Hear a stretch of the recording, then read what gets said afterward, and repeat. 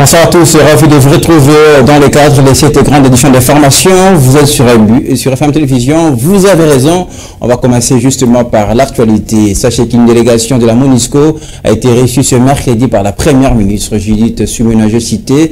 Ils ont discuté sur les questions principalement humanitaires qui concernent les populations congolaises dans plusieurs provinces où la MONUSCO est encore active, mais aussi les zones occupées, à savoir Goma, au nord Kivu et Bukavu et sud Kivu. Le gouvernement congolais exige l'application de droit international humanitaire pour le rapatriement du personnel politique et militaire. Je vous propose tout de suite d'écouter le vice-premier ministre, ministre de l'Intérieur, Jacquemain Chabani. Il est ici au micro d'Alain Goma. Regardez. Oui, nous avons assisté, Madame la Première ministre, au cours de cette audience, où elle a reçu la délégation de la MONUSCO. Ils ont eu l'opportunité de discuter sur des questions principalement humanitaires qui concernent toutes nos populations et la province, plusieurs provinces où la MONUSCO est encore active en République démocratique du Congo. Mais par la suite, ils se sont focalisés principalement sur les zones occupées, c'est-à-dire la ville de Goma et la ville de Bukavu. Et la problématique a tourné autour de nos hommes, nos FARDC, nos vaillants combattants, et notre personnel politique qui se trouve jusqu'à présent dans la ville de Goma, dans les locaux de la MONUSCO. Et il était question de se garantir mutuellement de leurs conditions, de leur prise en charge, de leurs droits, et surtout leurs droits conformément à la Convention de Vienne, aux droits humanitaires, et je crois que l'échange était très positif, était fructueux. Il y a un travail de fond qui est en train d'être fait sur toutes ces questions. Je crois que les dernières assises au niveau de la sous-région aussi ont souligné cela, avec la rencontre des différents chefs d'état-major. Et nous, la République démocratique du Congo, son gouvernement est très préoccupé par la situation de tout son personnel, et surtout celui-là, ces FARDC et ce personnel politique qui se trouve dans les enceintes pour qu'ils puissent rentrer selon le droit international. Juste avant ça, le vice-premier ministre, ministre en charge de l'Intérieur, Jacquemain Chabani, a tenu une réunion de sécurité ce mercredi avec le gouverneur de la ville de Kinshasa, les commissaires divisionnaires adjoints, le général Blaise Kilimbalimba et les représentants des FARDC pour parler justement de la situation sécuritaire dans la capitale congolaise après plusieurs cas de braquage dans la ville. Au sortir de cette réunion, Daniel Bumba évoque ici les grandes lignes de la dite réunion. On va l'écouter. Évidemment, nous étions en réunion de sécurité autour de vice-premier ministre, ministre de l'Intérieur, sécurité, décentralisation et affaires coutumières pour évaluer la situation sécuritaire en général, mais particulièrement aussi à la situation sécuritaire à Kinshasa. Et alors, il s'est dénoté qu'il y a une situation préoccupante de la sécurité à l'Est, mais il tient de préciser que Kinshasa, la situation sécuritaire est relativement stable. Alors, nous profitons de l'occasion pour informer à notre population de Kinshasa de ne pas céder à l'intox. Alors, il s'est propagé beaucoup de faux bruits, beaucoup des alertes fausses qui a essayé d'instaurer l'intoxication, l'intox, mais également la psychose par rapport aux faits qui ne sont pas justement réels. Alors, aujourd'hui, nous profitons de l'occasion sur justement les orientations du vice-premier ministre, ministre de l'Intérieur, pour préciser à la population de ne pas céder à la stigmatisation, à la division de nos communautés. La ville de Kinshasa est stable, nonobstant quelques faits bénins signalés, de braquage, et puis voilà, des infiltrations non autrement identifiées, mais les enquêtes se poursuivent pour que ces malfrats soient déférés devant les instances judiciaires. Nous profitons de l'occasion pour appeler les Kinois à l'apaisement et leur demander d'évacuer librement à leurs préoccupations et que toutes les questions sécuritaires sont prises en charge. L'armée et la police sont justement là pour accompagner toutes ces mesures afin que les Kinois puissent continuer à vivre paisiblement dans l'étendue de la ville de Kinshasa. D'abord, nous devons préciser qu'en disant que la situation sécuritaire est relativement stable, Kinshasa, c'est une ville à 20 millions d'habitants. Et les grandes villes sont très souvent généralisées par la criminalité urbaine. Alors, nous disons que ce sont des faits bénins. Vous voyez? Bien qu'on a observé peut-être quelques jours où les braquages ont eu lieu, mais ici aussi d'informer à l'opinion. Il y a un groupe qui est déjà arrêté, déféré à la justice, et nous allons vous les présenter d'ici peu. Et de ce groupe-là, nous sommes déjà sur la piste d'autres groupes qui continuent à opérer. Et nous assurons à la population que la ville est stable sécuritairement. Et encore des dispositions qui ont été renforcées par la police et l'armée, afin que nous puissions vivre paisiblement dans la ville. L'invité du journal, on reçoit pour vous M. Dieu merci Mpoyi, avec lequel on va évoquer la situation sécuritaire en République démocratique du Congo. Est-ce qu'il faut dialoguer? Maître Dieu merci avec nous sur ce plateau. Bonsoir et bienvenue. Merci, monsieur le journaliste, merci de me recevoir. Alors je rappelle, vous êtes cadre des l'UDPS. Alors rapidement, attaquons le sujet. Est-ce que les dialogues face à la situation qui prévaut dans la partie est de la RDC reste la dernière option pour rétablir la paix dans cette partie du pays? Premièrement, je dois être clair sur ces points. Les dialogues n'ont jamais été une mauvaise chose pour nous les Africains, n'est-ce pas? Mais ici, il faut savoir comment aborder les sujets et avec qui il faut aborder ces sujets-là. Depuis longtemps, nous avons décrié, n'est-ce pas, l'ingérence du Rwanda dans l'Est de la République démocratique, dans la crise qui s'est prévaut dans l'Est de la République démocratique du Congo. Mais fort malheureusement, on n'a jamais été écouté, mais c'est quand même curieux que ceux qui ont critiqué la position du président de la République depuis les débuts, à un moment donné, se réveillent pour parler du dialogue. Mais nous allons dialoguer avec qui? C'est la grande question. Allons-nous dialoguer avec ceux qui, en ce moment, tuent les Congolais, créent de la désolation dans l'Est de la République démocratique du Congo? Ceux-là même qui ont publié les résultats ici, à Kinshasa, sur une chaîne nationale, que c'est Félix-Antoine Tshilombo qui a remporté les élections, aujourd'hui, qui parle d'illégitimité, n'est-ce pas? Nous allons négocier, nous allons dialoguer pour parler de quoi? En fait, ils sont en train de jouer leur propre jeu. Aujourd'hui, cela est clair.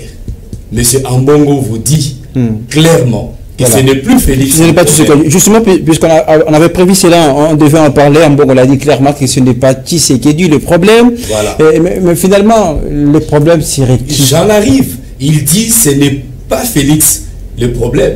Le problème, c'est que l'ennemi veut récupérer une partie du territoire. Il parle de la balkanisation. Il parle de la balkanisation. Et pourtant, Tshisekedi l'a dit plusieurs fois, n'est-ce pas? Et que ces plans ne datent pas d'aujourd'hui.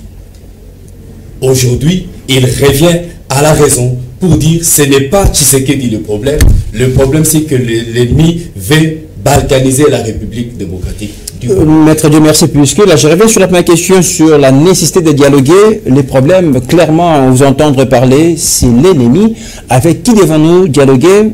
Si on ne doit pas dialoguer, quelle est l'option si dialogue, la paix dans cette partie? S'il doit y avoir dialogue, c'est avec Kagame que nous devons dialoguer. Le chef de l'État l'a dit clairement, n'est-ce pas? L'M23, c'est une coquille vide.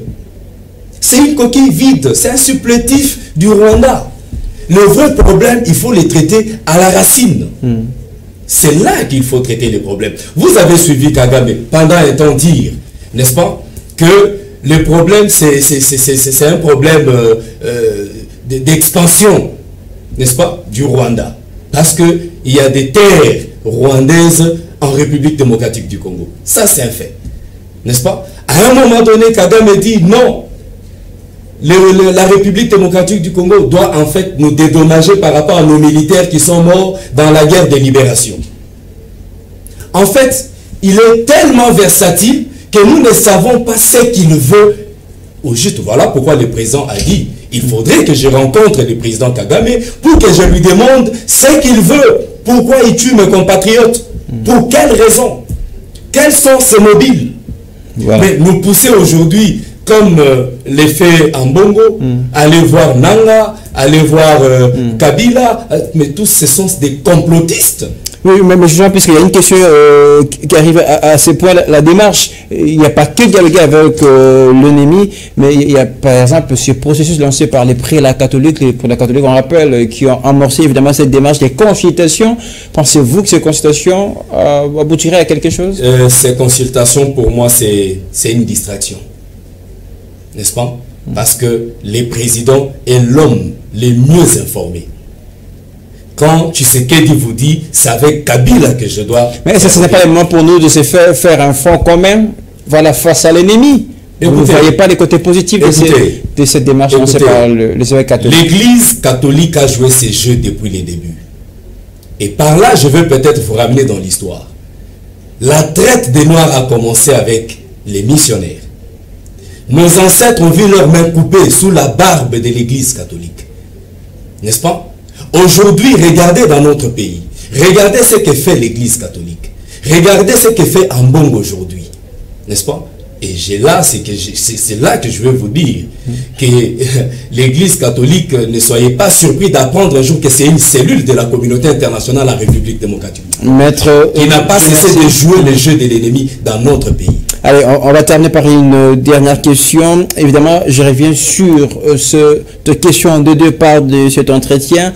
Les dialogues, vous n'êtes pas d'accord, puisque c'est l'interlocuteur évidemment qui pose problème. Si on ne doit pas dialoguer, quelle autre option? Si aujourd'hui Kagame rejette l'idée de dialoguer avec Tshisekedi, quelle autre option pour rétablir la paix? Kagame n'a jamais rejeté l'idée de dialoguer avec Tshisekedi. Je n'ai pas dit qu'il n'a pas, mais justement, puisque c'est nous qui tendons la main au Rwanda, la RDC se présente un peu comme faible. Il ne faut pas passer cette information-là comme ça. Ce n'est pas nous qui tendons la main au Rwanda. Rappelez-vous que dernièrement, Kagame est allé jusqu'en Turquie demander au président Erdogan, n'est-ce pas, d'intervenir comme médiateur dans cette crise. Voilà. Après avoir séché au rendez-vous de Luanda, il s'est rendu en Turquie pour aller demander la médiation d'Erdogan. C'est pour vous dire que même lui, Kagame, sait, n'est-ce pas, que cette crise doit prendre fin. Mais le problème, c'est peut-être les cadres qui a dérangé, parce qu'il sait que déjà avec le processus de Luanda, il était dedans. Voilà. N'est-ce pas? Signer ce processus, alors c'était signer sa propre mort. Merci. Voilà pourquoi il a fui Luanda pour se rendre en Turquie. En 30 secondes, maître Dieu merci Poyer, c'est par là qu'on va s'arrêter. Si jamais toutes ces tentatives n'apportent rien, la dernière option, ça serait quoi? Écoutez, ici, nous avons besoin d'abord de l'unité, nous-mêmes Congolais. N'est-ce pas? Parce que vous voyez ce qui se passe. L'ennemi a pris notre frère pour le mettre à la tête, n'est-ce pas, de cette rébellion, et justifier que non, ce sont des Congolais entre eux. Je demande ici aux Congolais de former un bloc, n'est-ce pas, derrière le président Félix Antoine Tshisekedi Tshilombo. Mais il y a la riposte du président qu'on attend toujours. Quand est-ce que la RDC va évidemment se décider d'attaquer les Rwandais? Ça, c'est aussi une autre question qui n'aura malheureusement pas de réponse ce soir, si c'est pas écoutez, en matière de guerre, moi je ne peux pas venir ici vous dire il va organiser cette riposte de telle ou de telle autre manière. Ce que moi je dois vous dire ici, c'est que cette guerre, nous allons la mener, nous allons la gagner. Merci, maître Dieu merci. Continuez à nous regarder sur notre chaîne YouTube, tapez Fondation Maloa Télévision. On va poursuivre ce journal avec toute autre chose à présent. Le ministre des Mines, Kizito Pakabomba, a tenu à éclairer l'opinion sur la remarque sur qui, le faisant état d'une communication du gouvernement suisse, que les membres du gouvernement présents actuellement à Davos sont dépensés 444 000 $ américains. Une information qui dément complètement le ministre des Mines. C'était lors du briefing hier mardi 18 février. On va écouter ses propos. Un extrait évidemment choisi par Alain Goma. Effectivement, c'est une rumeur qui a circulé et qui a été alimentée, comme vous venez de le dire, par ce poison. La délégation officielle de la République démocratique du Congo, présidence ainsi que les ministres présents, étaient logés à Badragas, c'est-à-dire à 1 heure de Davos. Nous ne nous sommes pas cachés. Aujourd'hui, cette rumeur dit que la délégation de la République démocratique du Congo était logée à l'hôtel Kellenhof, je pense que c'était ça, nous ne sommes pas cachés, nous étions à Badragas. Donc déjà, c'est un premier point, on va dire, de discrédit. Le deuxième point, c'est que quand vous avez dans vos applications, vous pouvez aller sur des applications de recherche de logement, vous tapez Kelenov Hotel, et vous allez voir que les chambres d'hôtel sont à $85. Donc je ne vois pas... Oui, mais je dirais, ça c'est ce qui est écrit dans ce document. Mais aller sur les vraies preuves qui sont celles qui sont affichées. Et enfin, les ordres de mission, une fois qu'ils sont signés, les états de somme sont faits et cela est régi par les règlements au niveau du gouvernement. Et donc, les chiffres et les différentes rubriques sont bien connus. Et le Trésor sort cela pour l'ensemble des représentations qui sont, en tout cas des ministères, qui sont présents sur une mission. Donc, je dirais, il faut éviter de s'alarmer et de continuer. Parce qu'en fait, comme disait le collègue, celui qui relaie cette information, d'abord sans avoir vérifié, je viens de vous donner 3 raisons au minimum pour dire que ce n'est pas bon. Et puis autre chose, une délégation de la plateforme des confessions religieuses de la République démocratique du Congo ont rencontré ce mardi l'opposant Martin Fayulu pour échanger afin de trouver des voies et moyens pour sortir le pays de cette situation préoccupante. Le président de la plateforme confessions religieuses a fait savoir à la presse que l'essentiel de leur discussion a porté sur la nécessité impérieuse de fédérer les forces et de renforcer justement l'unité nationale. Je vous propose tout de suite d'écouter le président de cette plateforme, voilà, l'évêque général Ejiba, au micro de Rabi Fouka. Notre visite ce jour auprès du président Martin Fayulu, c'est partager ensemble les soucis de notre pays. L'air est grave, le pays est agressé et donc nous avons parlé pour voir que faire pour sortir le pays de cette situation. De là, nous avons eu un élément commun qui dit si nous ne faisons rien, les générations futures vont nous juger. Pourquoi? Parce que les générations diront ce Congo était uni. Mais comment aujourd'hui on se retrouve avec un pays où une partie est sous occupation et une autre partie se retrouve dans les conditions qu'elle est. Voilà pourquoi nous avons parlé plus de chercher comment fédérer, avoir l'unité nationale, l'unité des Congolais pour parler d'une seule voix, parler Congo, réfléchir Congo et puis rêver un Congo uni et un Congo fort. Nous, comme pères spirituels, la plateforme des confessions religieuses, nous disons à ceux qui sont à Goma, tous ceux qui sont à Bukavu, à l'Est et partout ailleurs, que nous les portons à cœur et que nous prions Dieu et que nous faisons ce que nous pouvons. C'est ce qui nous a amenés voir l'honorable et président Martin Fayulu, afin que lui, avec la forte voix qu'il a, s'il dit quelque chose, s'il s'implique, nous pouvons arriver avec les autres forces de la République à cesser les armes et parler un Congo uni. Sachez que la situation sécuritaire en RDC reste une préoccupation de l'Organisation mondiale des droits de l'homme.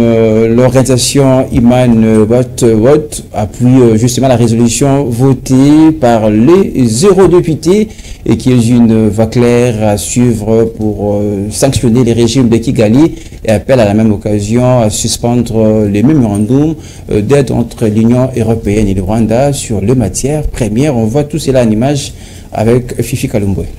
Malgré les interpellations de la communauté internationale et des organisations régionales, La rébellion du M23 soutenue par le Rwanda poursuit son avancée dans la province du Sud Kivu, aggravant la crise sécuritaire et humanitaire dans l'est de la République démocratique du Congo. Dans une déclaration lundi 17 février 2025, Human Rights Watch, qui mène des recherches et des actions de plaidoyer en faveur des droits de l'homme, a indiqué que les dirigeants européens devraient prendre des mesures urgentes contre les partis en conflit, notamment le régime de Kigali et ses supplétifs du M23. Human Rights Watch dénonce l'inaction de l'Union européenne face aux atrocités soutenues par Kigali en République démocratique du Congo. Cette organisation internationale de défense des droits de l'homme appelle l'Union européenne à capitaliser la résolution votée par les eurodéputés pour notamment aboutir à la suspension du mémorandum datant Union européenne-Rwanda sur les matières premières. Dans la même logique, Human Rights Watch déplore la responsabilité du Rwanda dans la détérioration de la situation sécuritaire et humanitaire dans l'est de la RDC et apporte son appui à la résolution votée par le Parlement européen. Dans une résolution ferme adoptée la semaine dernière, le Parlement européen a critiqué l'inaction de dirigeants européens dans l'est de la RDC et où les groupes armés M23 soutenus par le Rwanda comme de graves violations des lois de la guerre. Dénonçant le manque de cohérence de l'Union européenne et l'envoi d'un message incohérent au Rwanda, les législateurs ont exhorté la Commission européenne et les États membres à exercer une véritable pression sur ce qui alimente les atrocités au Congo, à commencer par le Rwanda, principal soutien du M23. Un peu de société à présent dans ce journal. Un phénomène embouteillage demi-terrain devenu récurrent dans la ville de Kinshasa, empêchant même le paisible citoyen d'évacuer librement leurs occupations. Interrogé sur la question, les Kinois appellent à la légalisation. Exaucé Louvia, Israël Kimassi, voici donc les reportages. Les embouteillages dans la ville-province de Kinshasa ces derniers temps sont un véritable casse-tête pour les usagers de la route. Les personnes interrogées estiment que le manque de routes secondaires serait à la base des difficultés des transports en commun. Avant, je quittais de la maison à 8h pour arriver à 8h15, 8h30 à l'université. Mais maintenant, même si je quitte la maison à 7h, des fois, j'arrive à l'université à 8h, donc je prends 1 heure au lieu de 15 à 30 minutes. Le taxi peut s'arrêter vers Triomphal et pour qu'on arrive ici seulement à Koidro, on prend beaucoup de temps. D'autres par contre disent que c'est un fait quotidien qu'on ne peut éviter, surtout avec hausse de prix et le route délabrée qui oblige le chauffeur à utiliser un phénomène demi-terrain. Un véritable calvaire pour la population kinoise. Le prix du transport a augmenté. On prenait le transport le matin pour venir à limiter de l'IEC à limiter, c'était 500 francs. Mais maintenant, on nous demande des fois 1000 francs ou soit 1500 le matin. La seule solution reste la construction de routes secondaires et réhabilitées en état vétuste. Que les autorités puissent s'arranger pour arranger les routes. Il n'y a plus de routes, il n'y a plus de chemin. C'est pourquoi tout le monde rentre ici. À reconstruire, à restaurer encore d'autres chemins qui sont des routes qui sont déjà mal. Le souhait ardent de tous est que les autorités compétentes prennent à bras le corps cette situation afin que la solution soit rapidement trouvée. Allez, on termine en sport. Tournoi UNIFAC U17. L'espoir s'envole justement pour le léopard de la RDC, battu par la République centrafricaine sur le score de 3-2. Et dans l'autre match du jour, le Cameroun a sévèrement corrigé les Gabons sur la marque de 7-1.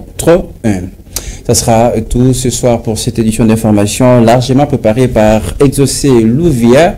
Merci à Christian Kabouya qui l'a réalisé. La prochaine édition vous révèle dans une demi-heure. Elle reste tout de même à continuer sur notre chaîne YouTube. Paix et tranquillité dans vos familles. À très bientôt.